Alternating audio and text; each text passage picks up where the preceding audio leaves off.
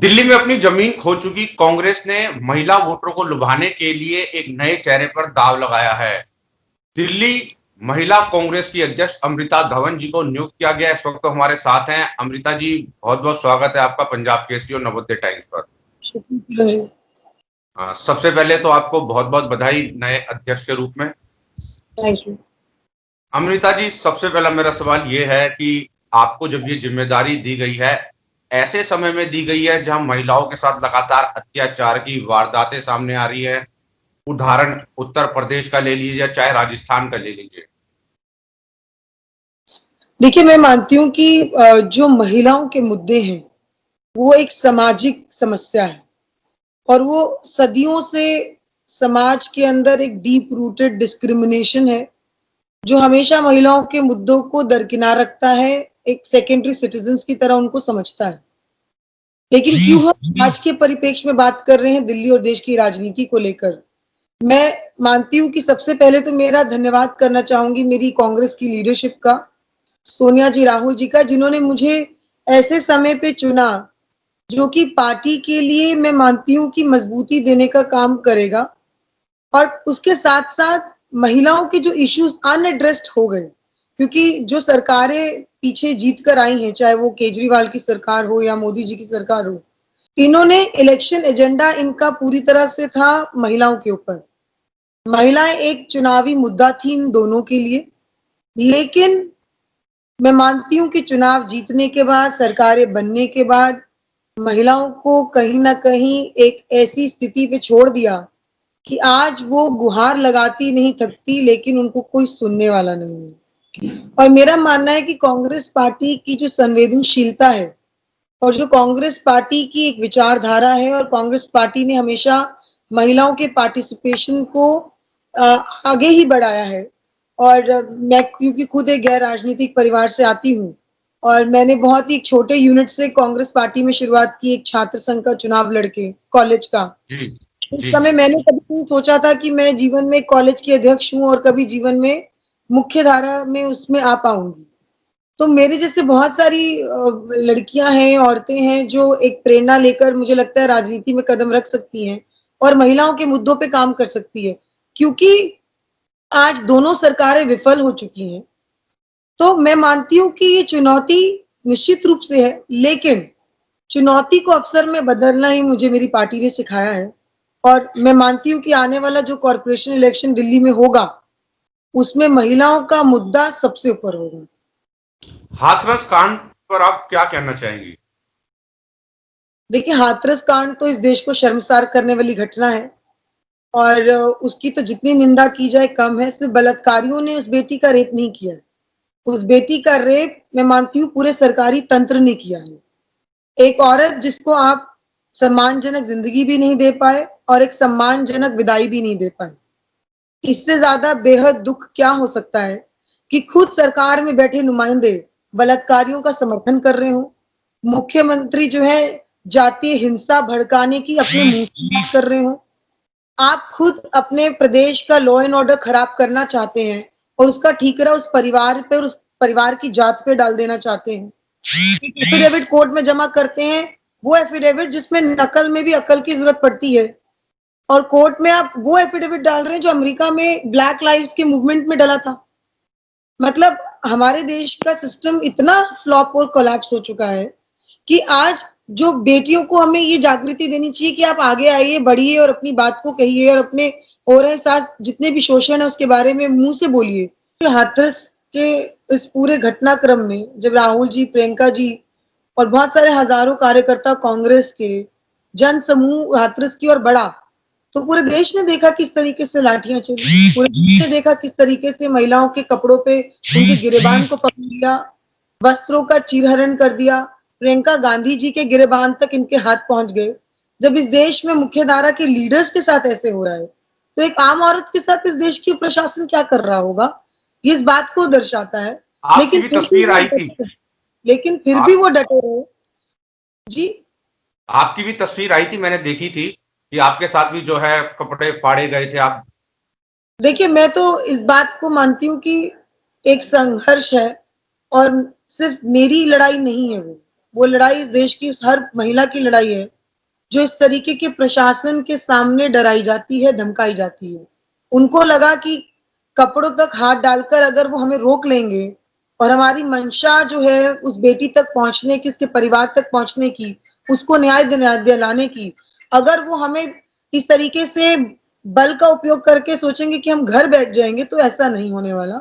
हमारे नेता राहुल गांधी ने साफ कर दिया है कि आप हमें कितना भी रोको, हमने हाथरस जाकर ही माना, क्योंकि उसके बाद ही ऐसा हुआ कि मीडिया को जो है, मीडिया ने जिस तरीके से इस मुद्दे को उठाया है, मैं मानती हूँ कि ये जरूरी भी था, समय की जरूरत भी थी, और एक एक करके महिलाओं की आवाज को दबाया जा रहा है। और जो हाथरस में हुआ, मैं मानती हूँ कि उसका कभी भी कोई कॉम्पनसेशन नहीं हो सकता, चाहे पैसे के तौर पे, चाहे सरकार के मगरमच्छ के आंसू के तौर पे। अमृता जी, क्योंकि अब राष्ट्रीय राजनीति में भी आप रहती हैं, लेकिन बीजेपी का आरोप राहुल गांधी और प्रियंका गांधी पे यह है कि वो सेलेक्टिव राज्यों में जाते हैं। यूपी जाते हैं प्रियंका गांधी, राहुल गांधी, लेकिन राजस्थान नहीं जाते हैं। इसके अलावा यूपी में दूसरी जगह घटना हुई एक जगह और वहां नहीं जाते हैं। केवल जो राजनीति करने जाते हैं वो एक जात को देख के जाते हैं। ये बीजेपी का आरोप है। प्रियंका जी यूपी की प्रभारी हैं, तो निश्चित रूप से यूपी के हर मुद्दे पे प्रियंका जी की आवाज आगे रहेगी। कांग्रेस पार्टी का एक स्ट्रक्चर है, उस कांग्रेस पार्टी के स्ट्रक्चर में वो एआईसीसी में महासचिव है, महासचिव के तौर पे उनके पास यूपी का प्रभार है, तो she will definitely react on issues related to UP. और ऐसा नहीं है कि सिर्फ यूपी पे कांग्रेस पार्टी रिएक्ट करती है, कांग्रेस पार्टी हर मुद्दे पे रिएक्ट करती है। और ये कब से होने लग गया कि इस देश में रेप को एक रेप को दूसरे रेप से, एक राज्य से दूसरे राज्य से कंपेयर करने लग गए लोग। रेप तो कहीं भी हो, किसी भी शासन में, किसी भी राज्य में, वो गलत है। लेकिन क्या ऐसा हुआ है कि जहां पर कांग्रेस की सरकार है, वहां पर खुद मुख्यमंत्री बलात्कारियों को संरक्षण दे रहे हो? ऐसा कहीं नहीं हुआ। कहीं ऐसा हुआ है कि कहीं पे कोई आवाज लगा रहा हो कि हमारे साथ अन्याय हो रहा है, हमारी पुलिस सुन नहीं रही? कहीं ऐसा हुआ है कि बेटी के शव को रातों रात जला दिया हो माँ बाप की मर्जी के बिना? उनका आरोप यह है कि राहुल गांधी राजस्थान क्यों नहीं गए। देखिए, जो यूपी के हाथरस में हुआ है वो अन्याय हुआ है। वो रातों रात किस तरीके से बेटी को जला दिया, माँ बाप को हाउस अरेस्ट कर लिया, वो अन्याय के खिलाफ की लड़ाई है। और आप अगर राजस्थान में कोई अन्याय हो रहा है तो बताइए, हम वहां भी पहुंचेंगे, लेकर आए मीडिया सामने कि वहां पर ऐसा क्या हुआ जिसमें प्रशासन ने नहीं सुनी, जिसमें सरकार ने नहीं सुनी। ऐसा बिल्कुल नहीं है कि वहां हम नहीं जा रहे या कहीं जा रहे हैं।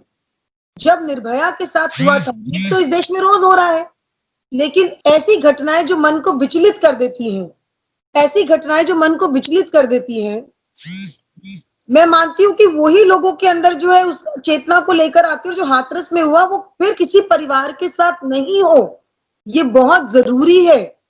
और इस देश में हर 16 मिनट में एक बेटी का रेप होता है। सरकारों की जिम्मेदारी बनती है कि वो जो कानून है फास्ट ट्रैक कोर्ट एस्टैब्लिश करे। आप यूपी की बात कर रहे हैं, मैं आपको दिल्ली लेके आती हूँ।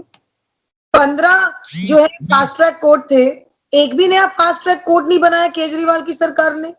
कहा था अपने मैनिफेस्टो में कि 47 फास्ट ट्रैक कोर्ट बनाएंगे। निर्भया फंड का इस्तेमाल नहीं कर रहे ये लोग। सीसीटीवी कैमरास, मार्शल, कुछ भी नहीं है।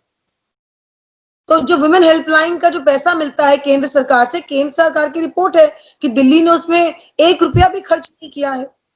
सरकारों की क्या नियत और नीति है ये तय करता है कि अगर वहां पे कोई घटना हुई उस पर कैसे रिएक्ट होगा। एक गवर्नमेंट कैसे रिएक्ट करती है जब रेप होता है, वो डिसाइड करता है कि वो कितनी संवेदनशील है और कितनी असंवेदनशील है। अमृता जी, मेरा आपसे सवाल है इसके बाद, क्योंकि दिल्ली की राजनीति पे भी बात करनी है, कि रेप कहीं भी हो, किसी की भी सरकार हो, आप खुद एक महिला हैं, जहां भी रेप होता है पहले तो होना नहीं चाहिए, अगर होगा तो आपकी पार्टी हो या कोई भी हो उसके साथ खड़ा रहेगा।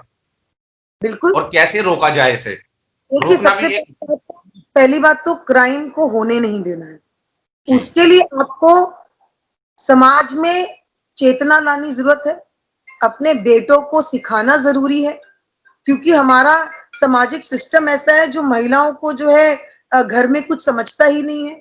जब वो देखता है कि उसने अपनी माँ को कैसे ट्रीट होते हुए देखा, जब वो देखता है कि उसके पिता कैसे अपने समाज में महिलाओं को ट्रीट करते हैं। मैंने आपको क्या कहा, ये सामाजिक डीप रूटेड डिवाइड है जो कि सदियों से चला आ रहा है।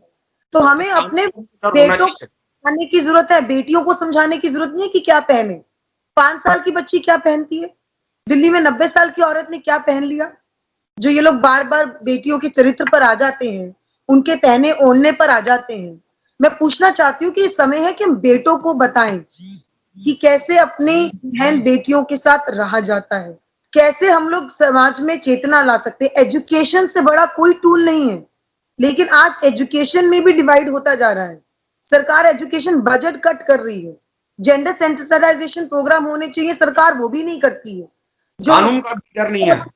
जो डार्क स्पॉट्स हैं दिल्ली में, आज तक वहां पर लाइट नहीं पहुंची है, लोग अंधेरे का फायदा उठाते हैं। जब हम लोग स्ट्रैटेजिक तरीके से अपने आसपास के एटमॉस्फेयर को तंदुरुस्त नहीं करेंगे तो इस तरीके की घटनाएं होती है। ये मानसिकता की बात है, नहीं तो कौन 90 साल की औरत का रेप करेगा। सोचिए, जो 5 साल की बच्ची को छेड़ रहा है उसकी मानसिकता को आप समझ सकते हैं। ये जो पुरुष मानसिकता है, एक सिक माइंडसेट है, ये जो सोचती है कि महिला एक ऑब्जेक्ट है। सरकारों को इकट्ठा आना पड़ेगा, सभी स्टेक होल्डर्स को इकट्ठा। हमने जस्टिस वर्मा की कमेटी बनाई जब निर्भया हुआ, इतने स्ट्रिंजेंट लॉज दिए, कैपिटल पनिशमेंट तक दिए हमने रेप लॉज में, लेकिन कितने लोगों को कैपिटल पनिशमेंट मिला? 7 साल लग गए निर्भया को कैपिटल पनिशमेंट मिलने में, उनके जो एक्यूज है उनको। क्यों? यहाँ पे किसकी जवाबदेही है? कोर्ट्स कब काम करेंगी? हमारे देश में लिमिटेड कोर्ट्स हैं और इतने पेंडिंग विमेन केसेस हैं। दिल्ली में ही 51,000 विमेन केसेस पेंडिंग है। तो जब आप फास्ट ट्रैक कोर्ट्स नहीं बनाएंगे, अगर घटना होगी तो कम से कम न्याय तो दीजिए और समय तय करके न्याय दीजिए, टाइम बाउंड जस्टिस। ये नहीं कि माना जाए, आपका मतलब यही है, देती है। अमृता जी, आपका मतलब यही है कि महिलाएं कमजोर नहीं है, कानून कमजोर है। महिलाएं तो कभी भी कमजोर नहीं रही हैं। मैं मानती हूं कि एक कोठी में रह रही महिला वो फिर झेल लेती है दर्द को, लेकिन जो हमारी झुग्गी में रह रही महिला वो 2 थप्पड़ लगा देती है। वो इतनी एम्पावर्ड है, महिलाओं में कोई कमी नहीं है, महिलाएं एम्पावर्ड है। लेकिन जो हमारा सामाजिक सिस्टम है वो उनको कहता है कि आपका एक दायरा है, उस दायरे में रहें। ये दायरा कौन डिफाइन करता है? ये नेता डिफाइन करते हैं। कोई कहता है कि लड़की बाजरे के खेतों में तो ये सब होता ही है, ये हमारे देश के पॉलिटिशियंस बोल रहे हैं। इंडिया में you shaming your own rape victims, आप पीड़िताओं को ही शेम कर रहे हैं इंस्टेड ऑफ शेमिंग रेपिस्ट। तो ये किसकी समस्या है? जो नेता बोल रहा है, जो जीते हुए चुने हुए प्रतिनिधि बोल रहे हैं। तो आप सोचिए कि देश किस तरफ जा रहा है। अब दिल्ली पे आते हैं, क्योंकि आपको दिल्ली महिला कांग्रेस का अध्यक्ष बनाया गया है। कांग्रेस पार्टी अपनी जमीन खो चुकी है, आने वाला समय चुनाव का है, कैसे वो जमीन तैयार करेंगी आप? देखिए, पहली बात, जमीन खोई नहीं है। जमीन भ्रमित करके, झूठ बोल के, विज्ञापन की राजनीति करके हमसे छीनी है। आज अगर ये विज्ञापन की राजनीति बंद हो जाए और मीडिया फ्री एंड फेयर हो जाए तो मैं मानती हूँ कि दिल्ली में निश्चित रूप से कांग्रेस पार्टी वापस आएगी। हम लोग अपने संगठन को मजबूत करेंगे। महिलाएं, जो दिल्ली की महिलाएं हैं, उनकी एक उम्मीद जुड़ी है, उनको एक होप लगता है कि अब कांग्रेस में हमें जगह मिल सकती है। मुझे खुशी है कि लोग मुझे इतना स्नेह दे रहे हैं और महिलाएं मुझसे जुड़ा हुआ महसूस कर रही है। और मैं हर तरीके की महिला को जोड़ना चाहती हूँ, चाहे वो स्कूल में पढ़ रही लड़की हो, चाहे कॉलेज में पढ़ रही फीमेल स्टूडेंट हो, चाहे वर्किंग विमेन हो, चाहे वो हमारी घर पे रह रही महिलाएं हो जो घर संभालती हैं। हर तरीके की महिला की आवाज को मैं रिप्रेजेंट करना चाहती हूँ दिल्ली के अंदर। और मैं इंश्योर करूंगी कि जो मैनिफेस्टो पे सरकारों ने वादे किए थे वो मैनिफेस्टो पूरा किया जाए महिलाओं के लिए, और कांग्रेस पार्टी एक अपना एक्शन प्लान बनाएगी इन महिलाओं को जगह देने के लिए। अब महिला कांग्रेस सिर्फ 50, 55, 60 साल की औरतों के लिए सीमित नहीं रहेगी। महिला कांग्रेस युवा महिलाओं के लिए भी रहेगी। और मैं मानती हूँ कि हमें अपने आप को रीइन्वेंट करने की जरूरत है। और निश्चित रूप से इस जिम्मेदारी में मैं ऐसे प्रोग्राम्स लेके आऊंगी महिलाओं के लिए जो सीधा तौर से महिलाओं से जुड़े होंगे, जिसमें मैं महिलाओं को सुनूंगी। मेरा मानना है कि हम उनको स्पेस ही नहीं देते बोलने के लिए। हमें उनको सुनना होगा कि वो क्या चाहती है, और जो वो चाहती है वैसी ही दिल्ली होनी चाहिए। सोशल मीडिया पे भी देखा मैंने आपका ट्विटर अकाउंट, बहुत भरपूर स्नेह मिलता है आपको, महिलाएं जुड़ रही हैं आपके साथ, ये तो देखा गया है। आपने भी जिक्र किया युवाओं को आगे लाएंगे, तो जो पुरानी महिलाएं हैं 55-60 साल से ऊपर की, उन्हें पार्टी से हटाया जाएगा या? नहीं, सबकी जरूरत है, लेकिन एक नई एनर्जी को भी लेके आने की जरूरत है। यूथ को कनेक्ट करना जरूरी है। जो हमारा जो पोटेंशियल फ्यूचर है दिल्ली का, उसको कांग्रेस की विचारधारा में सम्मिलित करना हमारी जिम्मेदारी है। और कांग्रेस का जो इतिहास है और जो कांग्रेस का एक फ्यूचर है, वो मुझे लगता है कि हमारी जिम्मेदारी है कि हम उन तक पहुंचाएं। दिल्ली को सिर्फ कांग्रेस पार्टी ने बनाया है, कोई नहीं कह सकता कि दिल्ली को मैंने बनाया। इन्होंने दिल्ली को, बनी हुई दिल्ली को बिगाड़ दिया है। अगर ये दिल्ली को सिर्फ संभाले भी रखते तो मैं कहती कि चलो कुछ तो काम किया है। संवारना तो बहुत दूर की बात है, संभाल लेते। लेकिन इन्होंने दिल्ली की जनता को धोखा दिया है, दिल्ली की महिलाओं को धोखा दिया है। आज दिल्ली की महिला आयोग तक भी नहीं पहुंच सकती। महिला आयोग जो दिल्ली का है, वहां पर बैठे लोग सरकार का माउथपीस बनकर बैठे हैं। वो सिलेक्टिव हैं। वो एक रेप होता है तो जाते हैं, कहीं और रेप होता है तो नहीं जाते हैं। दिल्ली के हालात, जो पीड़िता जाती है वहां पर उनकी कोई सुनवाई नहीं है महिला आयोग में। सिर्फ ये जब 10 लाख रुपए एक बेटी का रेप हो गया, अभी 8 साल की बेटी का जो एम्स में एडमिट थी, उसको जाके सोच रहे 10 लाख रुपए दे देंगे। अब बेटी की आबरू का मूल्य कैसे लगा सकते हैं? आपको संवेदनशील होना पड़ेगा। आपको इन घटनाओं को रोकने के लिए आपको अपनी स्ट्रैटेजी बनानी पड़ेगी। और उसके बाद, क्योंकि एक सोशल मीडिया में किसी एक महिला का मुद्दा तो उठ जाता है, हर महिला का मुद्दा तो नहीं उठ पाता है, तो बाकी महिलाएं कहां जाएंगी? ये सिलेक्टिव राजनीति सरकार में बैठे हुए लोग कर रहे हैं, हम नहीं कर रहे हैं। हम तो चाहते हैं कि हर महिला को बराबरी से उसकी आवाज को सुना जाए। अमृता जी, जिक्र जब दिल्ली का होता है तो शीला दीक्षित जी की बात ना हो तो ऐसा लगता है कि दिल्ली का जिक्र किया तो उनकी बात ना की जाए तो बहुत अधूरा रहता है। क्या शीला दीक्षित के जो काम थे 15 साल के, दिल्ली के लोग उन्हें जानते हैं? क्या उनके कामों के, जो उनके कामों का कहें तो लेखा जोखा है, क्या वो भी लेके आप जनता के बीच में जाएंगे? क्योंकि दिल्ली की बात बिना शीला दीक्षित के अधूरी है। बिल्कुल, ये सत्य है। और मैं मानती हूँ कि शीला दीक्षित जी का जो कंट्रीब्यूशन है वो अनपैरेलल था, अनमैचेबल है। और कोई भी उसको, मेरे को नहीं लगता कभी जीवन में पार कर पाएगा। और उसी की पृष्ठभूमि को हम आगे बढ़ाएंगे। जो काम उन्होंने दिल्ली के लिए किया, दिल्ली की महिलाओं के लिए किया, दिल्ली के लोगों के लिए किया, दिल्ली के युवाओं के लिए किया, कि आज कोई दिल्ली में आता है तो कहता था कि भी शीला दीक्षित की बनाई हुई दिल्ली।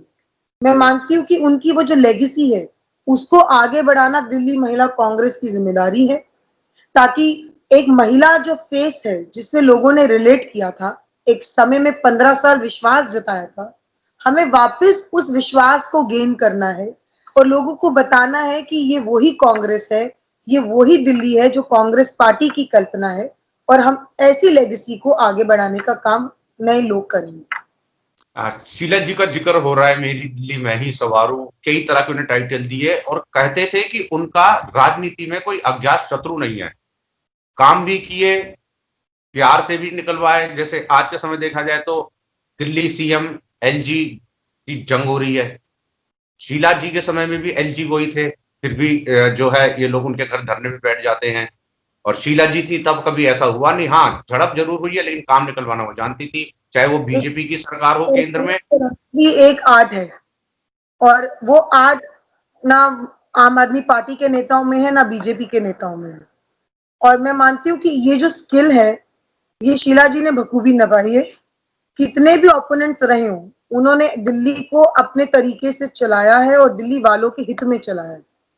चाहे उनकी अंशरी योजना हो जिसमें उन्होंने जो घर की मुखिया थी महिला उसको बनाया, राशन कार्ड पे लोगों तक अनाज पहुंचा, चाहे वो लाडली योजना थी जिसमें बेटियों के लिए पैसे जमा होते थे बैंक में ताकि जब वो 18 साल की हो तो वो पैसा उसको उसकी शादी के लिए मिल सके, ताकि लोग अपनी बेटियों को 18 साल तक तो मिनिमम पढ़ाएं, चाइल्ड मैरिज नहीं हो। चाहे वो महिलाओं के लिए पेंशन की बात थी, चाहे वो भागीदारी स्कीम की बात थी जिसमें कितनी महिलाएं जुड़ी थी दिल्ली के साथ, कितने आरडब्ल्यूएस जुड़े थे, कितना दिल्ली में नीचे तक जाकर काम हुआ था। तो ये आज बताइए कौन सी ऐसी योजना है जो दिल्ली सरकार की चल रही है? सिर्फ फ्री फ्री फ्री बोलते हैं, किसी को कुछ फ्री नहीं मिल रहा है। हार्डली 13% लोग हैं जिनको इसका फायदा हो रहा है। बाकी दिल्ली, और दिल्ली वालों को मुफ्त नहीं चाहिए, दिल्ली वालों को अपना इनकम चाहिए। दिल्ली वाले सम्मान की जिंदगी जीना चाहते हैं, दिल्ली वाले चाहते हैं कि उनको उनको उनका आमदनी बढ़े, अमृता जी मेरा सवाल, तो आमदनी भी बढ़े, लेकिन मेरा ये जो चाहते हैं कि लोग बेकार बेसहारा घर बैठे बैठे रहे और सरकार उनको खिलाती रहे। और ये सरकार आज क्या कर रही है, आज यही सरकार है जो कह रही थी चुनाव से पहले कि मैंने 20,000 करोड़ सरप्लस हर साल कमाया है सरकार ने रेवेन्यू, और अब क्या कह रही है, पैंडेमिक में इनकी तो सारी योजनाएं बेनकाब हो गई हैं। इस अमृता जी, पैंडेमिक में कोरोना काल ने सब सिखा दिया, दिल्ली कितनी खराब कर दी इन लोगों ने। अमृता जी एक मिनट, मेरा सवाल ये था कि अरविंद केजरीवाल कहते हैं बीजेपी हमें काम नहीं करने दे रही, एलजी हमें काम नहीं करने दे, 15 साल आपका भी शासन रहा है, शीला दीक्षित ने भी काम किए हैं, तो ये काम क्यों नहीं करने देती है बीजेपी, ये आरोप ऐसा लगाते हैं। ये परसेप्शन की पॉलिटिक्स है और सहूलियत की राजनीति करते हैं केजरीवाल। जब मन करता है बीजेपी के साथ हाथ मिला लेते हैं, जब मन करता है बीजेपी के साथ दिखावे की लड़ाई कर लेते हैं। अरविंद केजरीवाल पूरी तरह से बीजेपी के पार्ट बी हैं और उनके साथ मिले हुए हैं। वो सिर्फ बीजेपी के एजेंडा को पूरा करते हैं ताकि कांग्रेस सत्ता में नहीं आ पाए। लेकिन ये लड़ाई जो वो दिखाते हैं दुनिया को कि उनकी बीजेपी से है, सब जानते हैं कि अंदर से वो उनके साथ मिले हुए हैं। और मैं मानती हूँ कि कांग्रेस पार्टी ये लगातार बेनकाब कर रही है, उनका पर्दाफाश कर रही है। और सिर्फ केजरीवाल के ही काम क्यों नहीं होते, मैं तो ये समझना चाहती हूँ। जब वो चाहते हैं तब हो जाते हैं, जब वो नहीं चाहते तब नहीं होते। राजनीति इस तरीके की घटिया स्तर पर आ चुकी है, उनको कोई लेना देना नहीं कि दिल्ली वालों के लिए क्या करना है। उनको सिर्फ अपनी राजनीति से मतलब है कि वो कैसे दिखते हैं पॉलिटिकली, और पॉलिटिकली वो अपने आप को बेचारा दिखाकर राजनीति करना चाहते हैं। ये विक्टिम कार्ड वाली राजनीति नहीं चलेगी। एक आखिरी सवाल जाते जाते, क्योंकि आने वाला समय नगर निगम चुनावों का है, किससे कड़ी टक्कर समझती हैं, बीजेपी से, आपसे, क्योंकि आपकी जो जमीन जो आपने कहा कि उसे गुमराह कर दिया गया, और उसे कैसे जोड़ेंगे? बस देखिए, जो सामने चुनाव में लड़ेगा वो हमारा प्रतिद्वंदी है और हम उस लड़ाई के लिए पूरी तरह से तैयार हैं।